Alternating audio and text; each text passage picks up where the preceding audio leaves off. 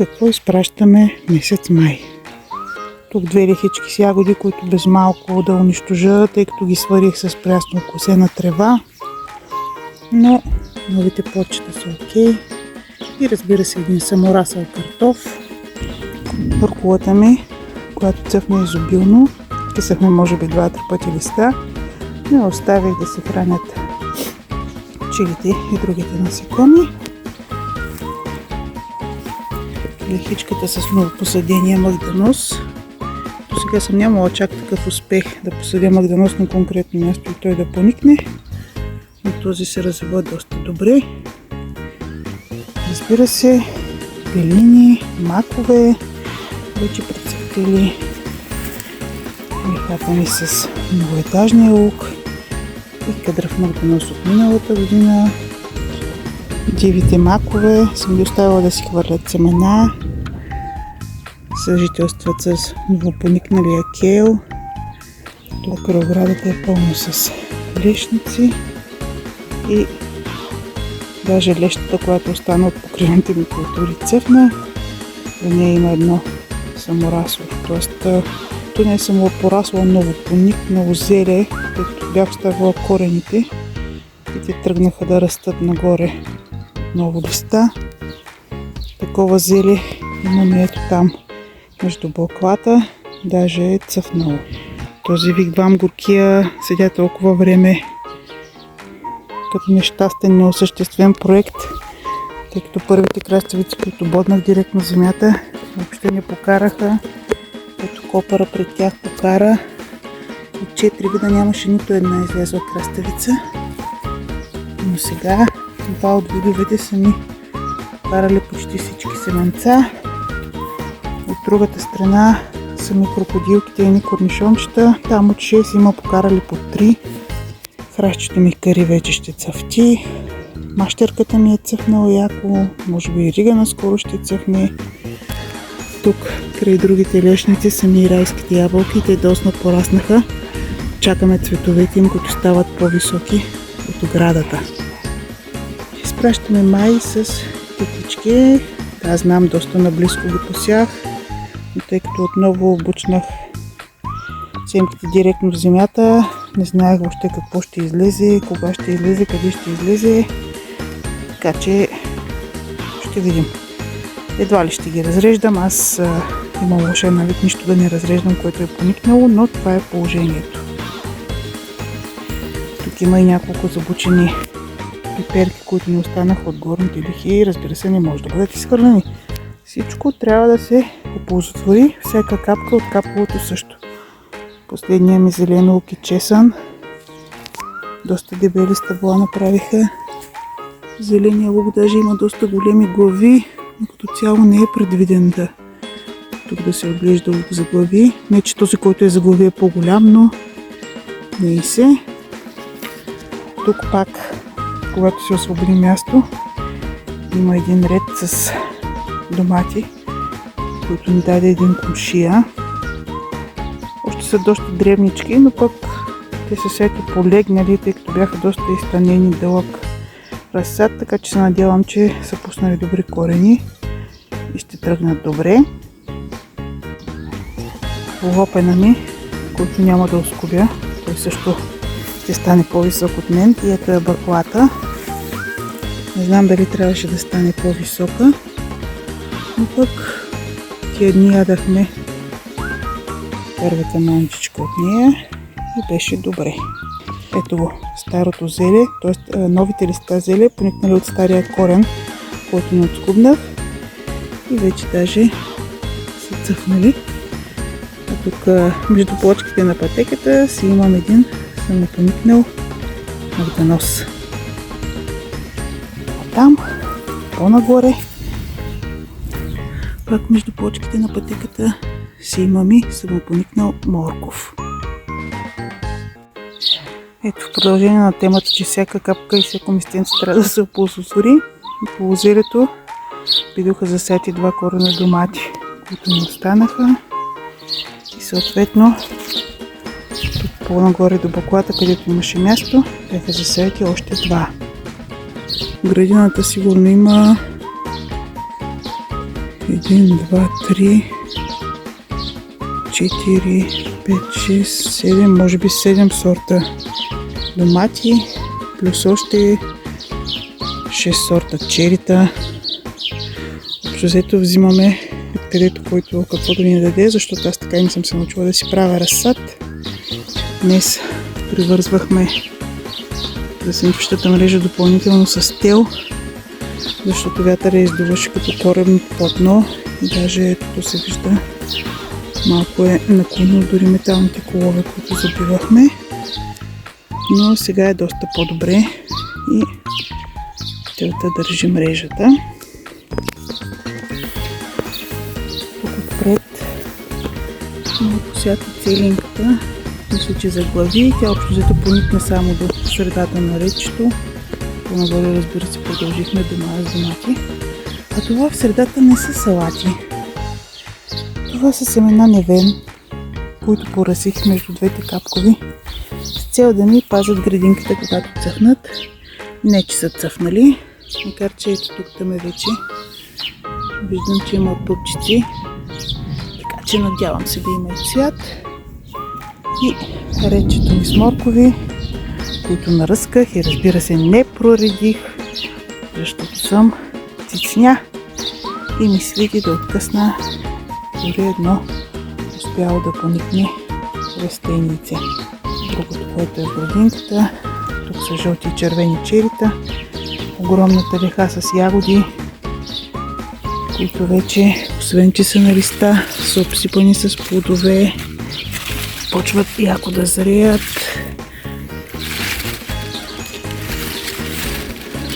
И трябва да се берат, да пратя на децата, да се ядат. Тук ми е лайчицата, която ми е от един коледен календар с семенца от четирката. Миналата година беше много маничка. Тази година порасна доста висока и цъфна. Също трябва да се обере, да си съберат цветчета за чай. Когато си перете лайка, пазете коренчето да си остане в земята, за да може после пак да поникне. Рехата с прословутите салати, които нямат изяждане. Тези топчестите са ни от копешки разсад. Нямам идея защо въобще посадихме и копешки, тъй като тук 3 реда бяха пълни с такива салати от семенца, които се посях директно в земята и все още не сме успяли да изядем. Кога ще ядем и другите не знам. Поникнаха някакви саморастни копари, които ще си пазя. Тук посяхме още 4 вида черита, които ми даде колежката. Някои цъфтят. Тук има цветче. Това е саморастия манголд, който сам се изникна. Там има още един, който скоро ще цъфти. Тук е едната ми градинка с латинки и двете коренчета бели ягоди, които също скъсахме няколко, но са трудно разпознаваеми, когато са озрели, и една-две изядах кисели. Ето тук между доматите от миналата година имах сят магданос. Няколко корена си останаха големи. Този вече ще започва да цъфти. Макар че по-долните клончета днес ги отрязах. Побрах си листенцата и ще си ги замразя. Тук дори виждам, че е поникнала от дивата весела трева. Да не ме видят само гедебоб. Там между доматите пак да се опозатворяват капките. На всяка капка съм си сяла босилек. Защото взето той е покарал. А тук бях си оставила един ред, в който нарочно не си оплевих само покаралите турти. Пак с идея, като цъфнат, да пазят доматите. Цветното ми склонче. Цъфват все по-нови и нови цветчета. Никога не съм виждала такива. Мислех, че ще са някакви по-декоративни видове, а те явно са си дивачета. Важното е да събират пчелички. И горе 4 ми повдигнати лехи. вече са доста по-зеленени. Двете отдолу си бях посела латинки и тъй като пак не съобразих, че е добре лехата да е една, за да може да се ползва маркучет за каповото. В средата сложихме саксии с мушката да обират капките. Дебелки ми цъфнат, защото тази година още се бавят. Тук има латинки, по ръбчето има чубрица, отново непроредена. Тук е изникнал един декоративен мак, а на капковото са посяти лути чушлета. Всичкото другото, което виждате, са си муразляци. Този манголд, там отзад има копърче, турки в изобилие. Ето тази тученицата вече започва да расте. Маргаритки. Оставила съм ги да си живеят. Горната леха и тази насреща, освен саморасляците, чубрицата, латинките, манголда, който съм посадила аз и няколко слонски чесъна, засяхме пеперки. 2 вида капия и някакви гладки камбички. Въобще не знам как сме ги сели. Едно към дючера, което дойде. Дали са умешани, дали са едно до друго. Ще видим, когато започнат да раждат. Тук по ръбчетата, пак за да ползваме първите капки, си бях посала слънчогледи.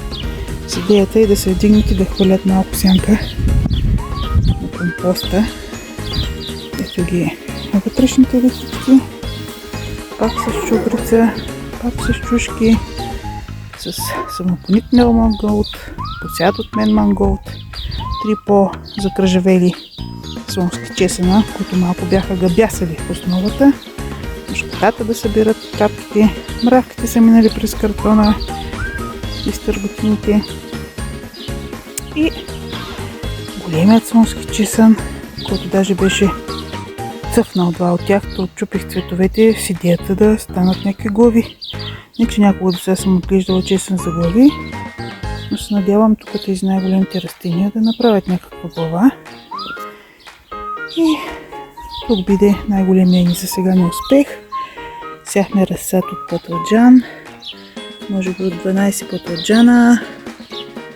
Има, тук трябва да има един, 6 там има, които ту се вдигат, ту се сплопват, другите буквално си умряха.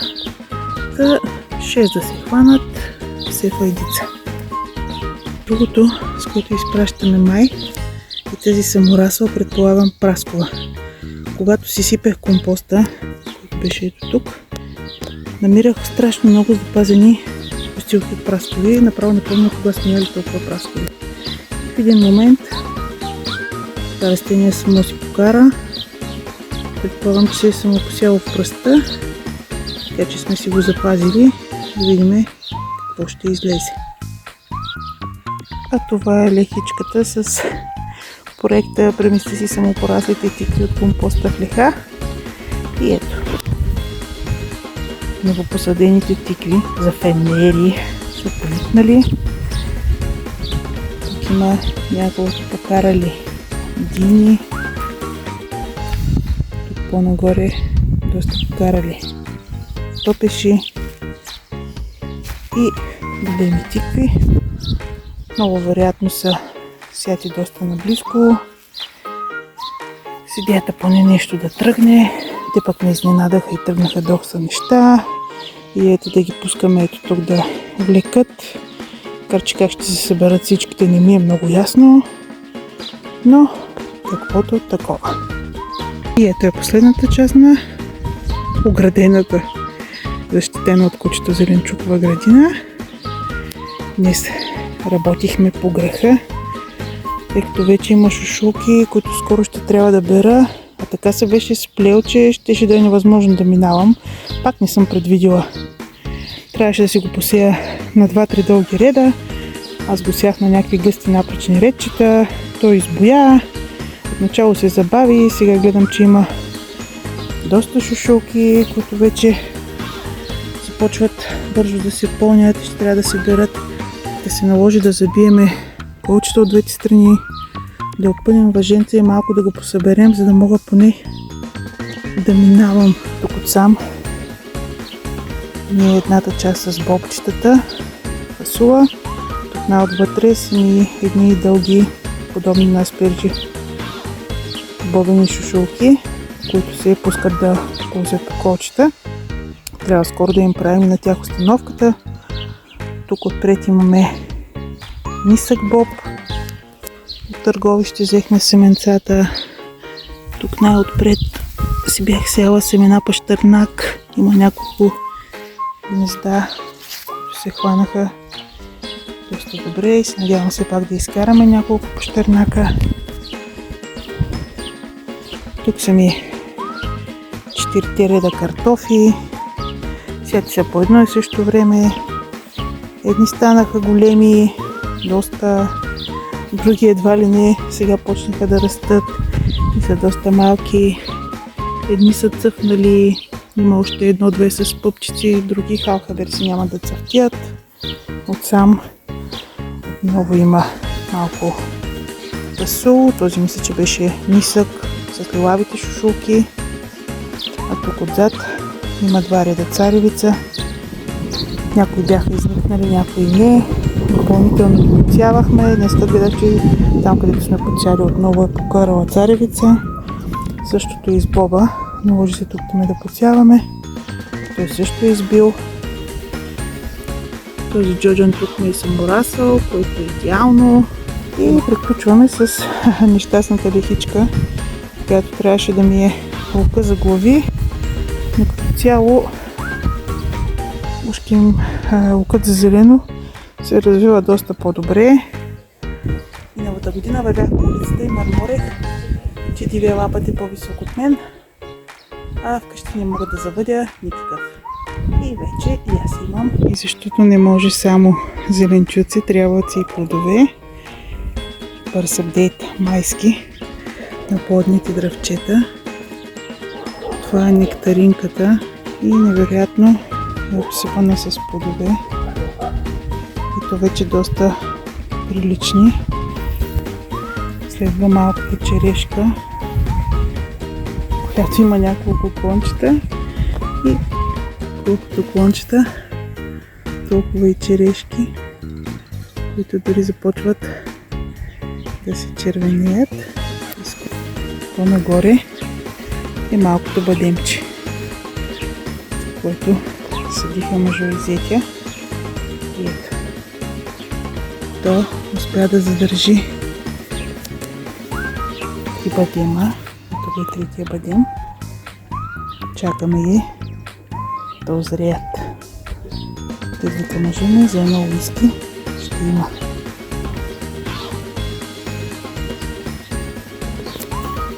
Една от двете вишнички. Миналата година другата имаше доста плод, тази нямаше никакъв. Тази година обаче тя е решила да се отсрами. Тук долу е на моето дръвче дрянчето. То още маничко дори не е цъфтяло тази година. Тук горе е по-старото дрянче. То цъфти вече 2 или 3 година, но още не е раждало нищо.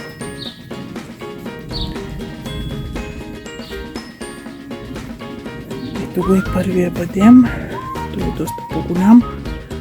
Малкото беше посадено с идея да могат да се опрашват един друг, тъй като било нужно. Този е цъфтял, но за първа година също задържа бадеми. Неговите ги броихме. Мисля, че бяха 5. Добавим още един. Там има един. Надявам се и то да си ги задържи и да си озреят както трябва. Тук има бърковска арония, която вече прави плодчета. И до нея беше дошло явно коренче някаква слива, на което може прави присадки. И тези 2 разклонения са на присадката. Те се развиват доста добре, но още не са цъфтели, не са раждали. Единия финап не се скъсват да раждат, но миналата година от този не помня дали ядахме, но от другия имаше няколко плодчета. Тук са капините, малинките по-натам. Общо взето сме яли малини от този храст, защото се развива най-добре.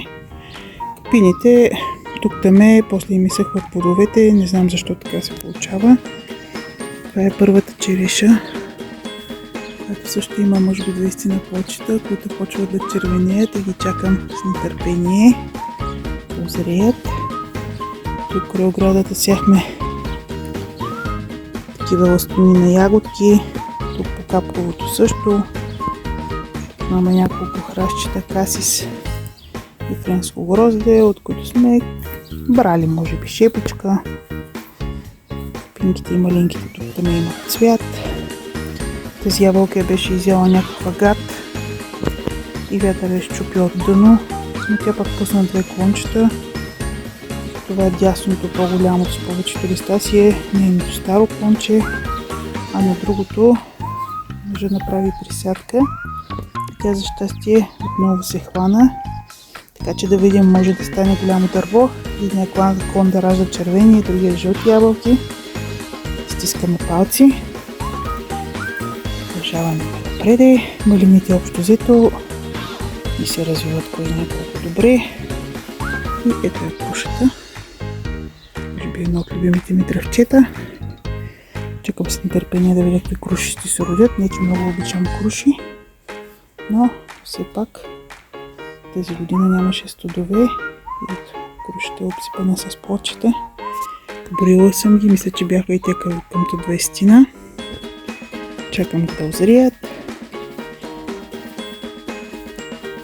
Тук е мушмулката, която тази година също за първи път цъфна. Сега се надяваме да успее да оформи няколко плодчета, да си косаме. За съжаление, прасковата се спомина. Първата година беше единственото дърво, което роди праскови. Имаше плод.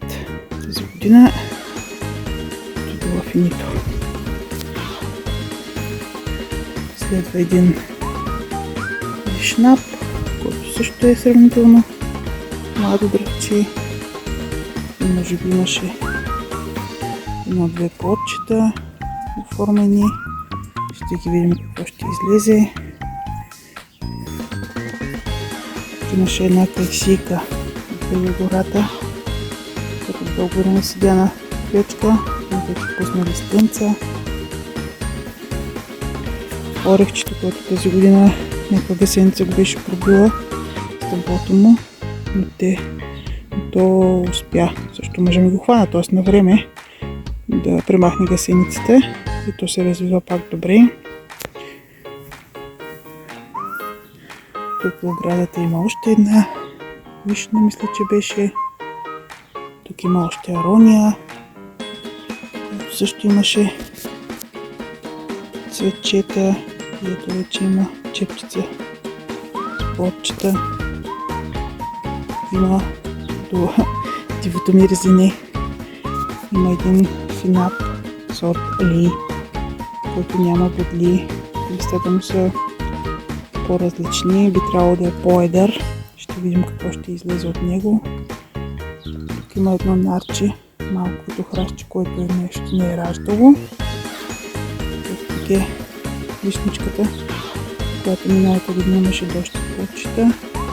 Тази година доста също е родила. На склончето има две малки аронии, също посяти. Тук имаше една бяла череша, която изсъхна. Може да си имате да й прави някакви присадки. Явно няма да я бъде. Отвън градината е големия нар, който миналата година имаше 3 плодчета. Тази година вече пак има копчица да цъфти. Не знам колко ще роди. Плодове, но пък цветове. Пак има доста пъпки за цвят.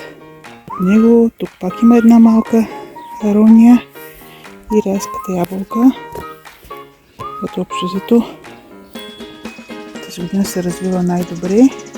Като оформила едни интересни къдреви неща, които трябва да се отворят цветовете й. Това се случва за първа година. Дано да е на късмет.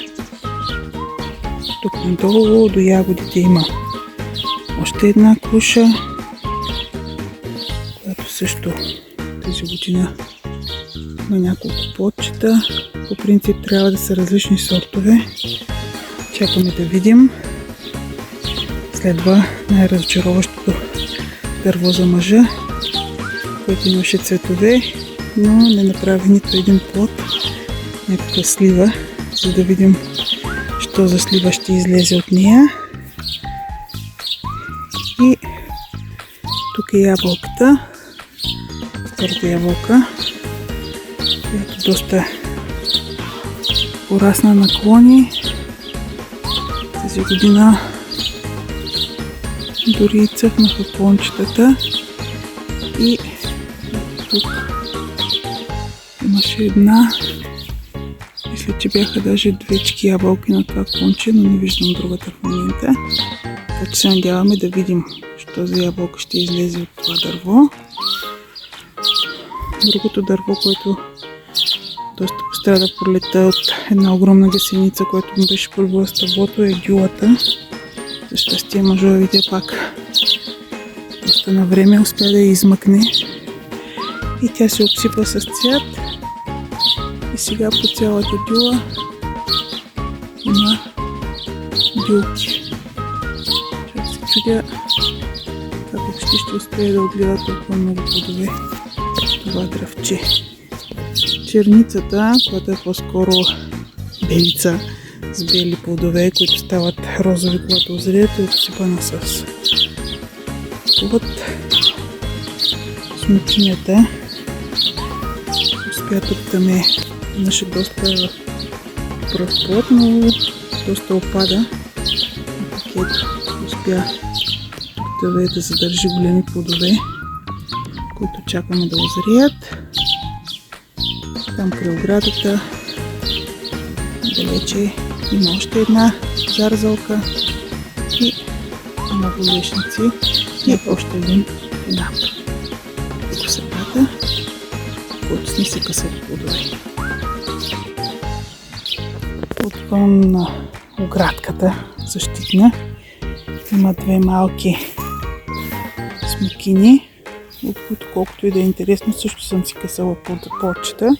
При това озрелички и то доста на брой. Чакаме ги да почнат по-силно да растат. Тук са и двете саморасли лозички. Мястото на времето е било лозе. И тази примерно изкара тази година или миналата ли беше, смисъл тук беше трамбовано, оттъпкано, въобще не се виждаше, че ще има нещо, но растението се проби и затова си го пазиме. Някакво дребно топчето тъмночервено стипцево грозде ражда, но какво от това? Ето тук е втората дивачка лозичка и тук до стената също има няколко лози.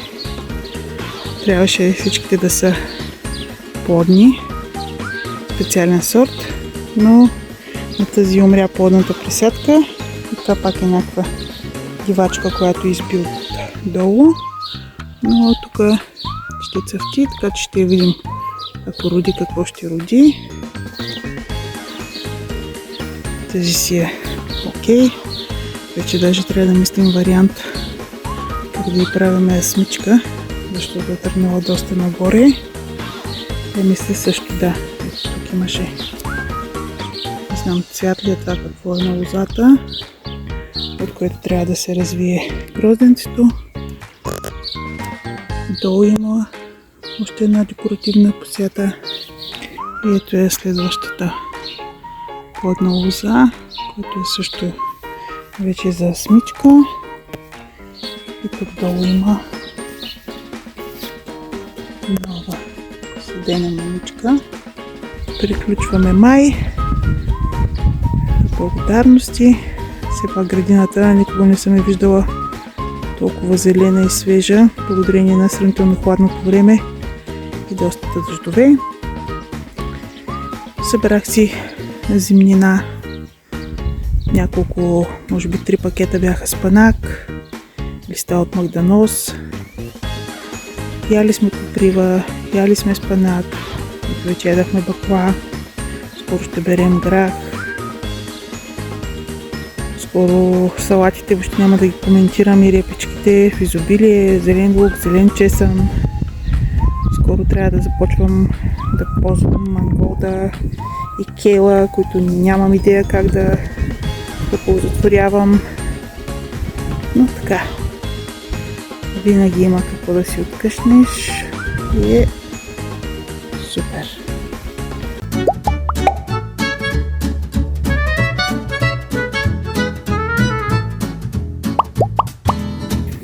И е време тези клипове наистина да се превърнат в това, което трябваше да са. Цъфна изобилно и оставих да си се хранят врабчетата. Господи, колко съм зле.